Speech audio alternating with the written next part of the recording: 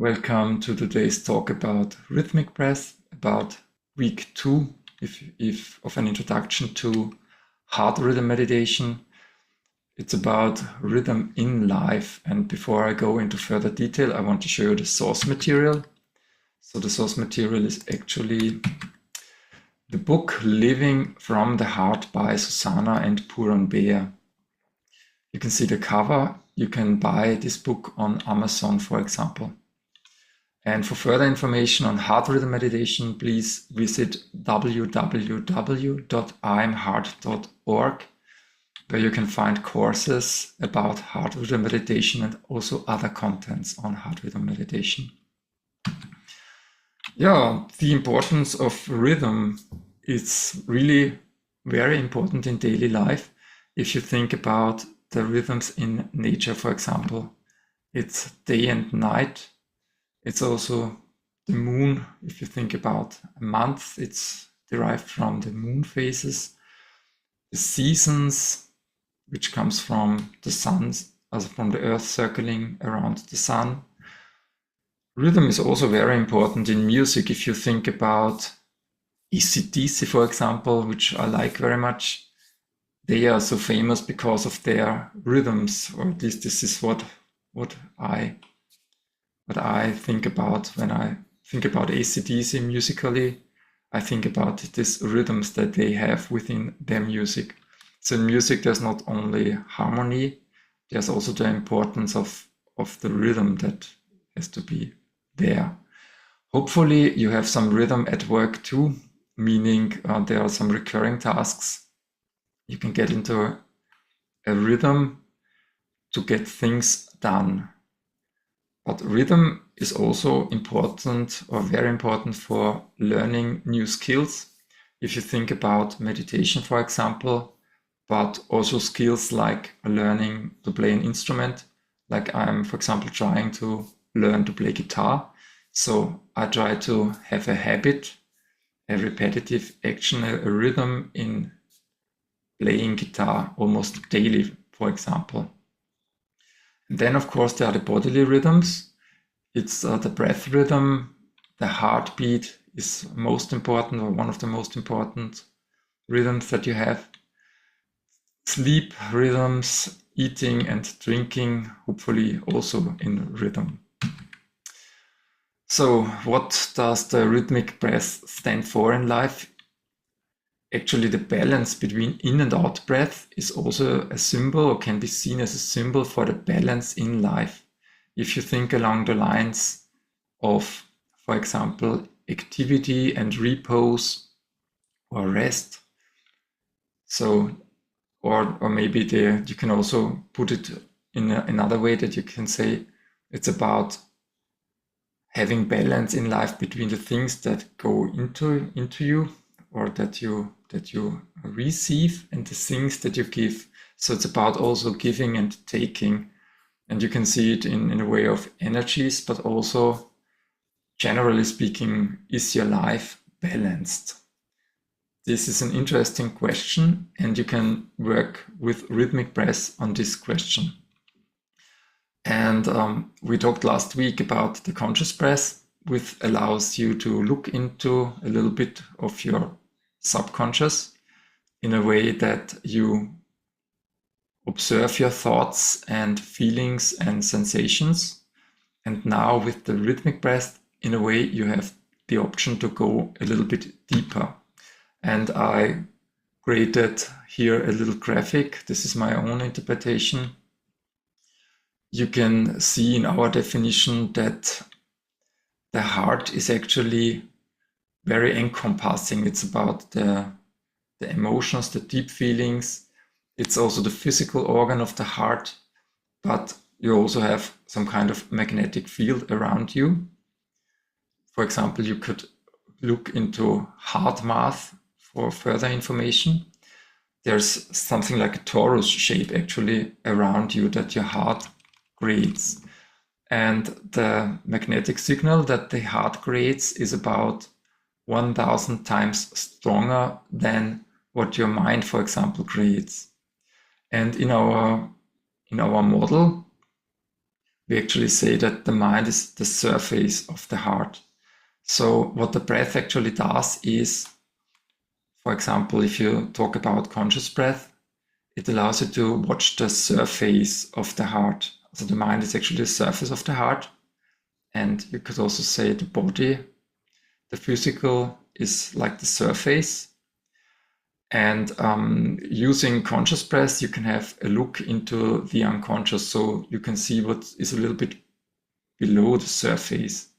And by establishing rhythmic breath, you can go deeper. You can have some influence on the subconscious. By doing this, of course, for some time, by creating or forming a habit, you can have some influence on your subconscious. That's what this is all about. So how do you do a rhythmic breath meditation? As the first thing is, of course, to sit still on a chair. You can use your hands either palms down or palms up and put it on the thighs. We call it a monolithic posture, so we are sitting very straight. Your spine is straight and is not supported by the chair, so you have your back in a straight line upwards. You can move your shoulders a little bit backwards.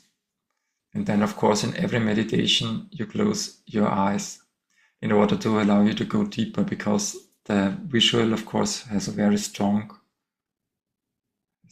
signal. So to go deeper into one's emotions and deeper into one's sensations and thoughts, it's helpful to have the eyes closed. Then, first step, you could also make your breath conscious. So for a few seconds, you can have a conscious breath. Just observe the breath, and then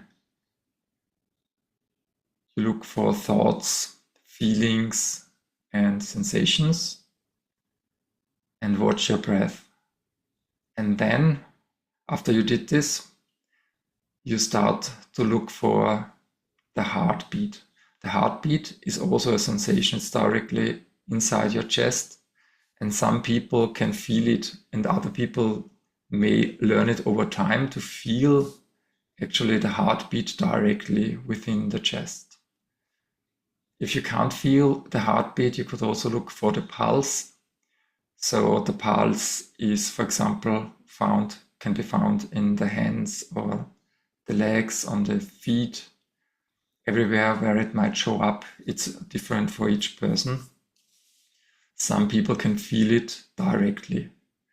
And if this is not possible, you could also, for example, use your hand. So there's actually this artery where you can put your fingers, and you can also feel the pulse of your heart. And then you can use this pulse to count. So for example, you can count 6 heartbeats, or you can count 8 heartbeats, or any other number. You may also choose 4 or maybe 10 or more. I think it's beneficial to use an even number to count the heartbeats. Otherwise, if you cannot or you don't want to use the heartbeat, it's because you don't feel it or because you think it's too much, then you could also, for the beginning, count seconds, or just count to 6, for example, on the in-breath, and then also 6 on the out-breath. That's basically the meditation. And then you can also use it to breathe directly into the heart and from the heart. We call this meditation then a swinging breath. So you breathe into the heart for 6 heartbeats or 6 seconds, and then you breathe from the heart. So you send the energy forward with the count, and also you breathe in with the count. And this method of, we call it swinging breath, can be also used to send out a question and meditate upon a question. For example, if you have something to decide in your life, some bigger decision, you can use it to send out a question, and doing this for a longer time, you can find out what your heart or what your subconscious says about something. Of course, this is something that may take some time because an answer or response from the heart may change over time. So this is actually the meditation. I will create a short version of this meditation, so just 2 minutes, where I skip most of it. So it will just be the rhythmic breath. And then I will go and create a longer meditation, about 5 to 10 minutes maybe, to allow you to experience or to get a glimpse about what it is to have a rhythmic breath and then a swinging breath. And as I often mentioned, 20 minutes would be actually the best length for such kind of practice. The reason for this is actually that after 20 minutes, your posture becomes very still. Also, like your posture is actually still, but the senses actually allow you to go deeper into yourself. So the real benefit is that after 20 minutes, you don't feel, so you're still staying, of course, within the body. Also, like with heart rhythm meditation, we always use the breath and the heart as an anchor to stay inside of our body with the attention. But at the same time, if you sit for 20 minutes, you notice that there is a great stillness in your body, and you can go deeper in your emotions, thoughts, and into sensations. So that's today's talk, and I'm looking forward to talk to you about full breath. This is the next meditation. Week 3 will be full breath, and then week 4, a so-called meditation, so-called square breath meditation, that is actually includes, additionally to breathing more fully, will include also a break after the in-breath. So that's it for today, and yeah, looking forward to have further meditations here on the channel.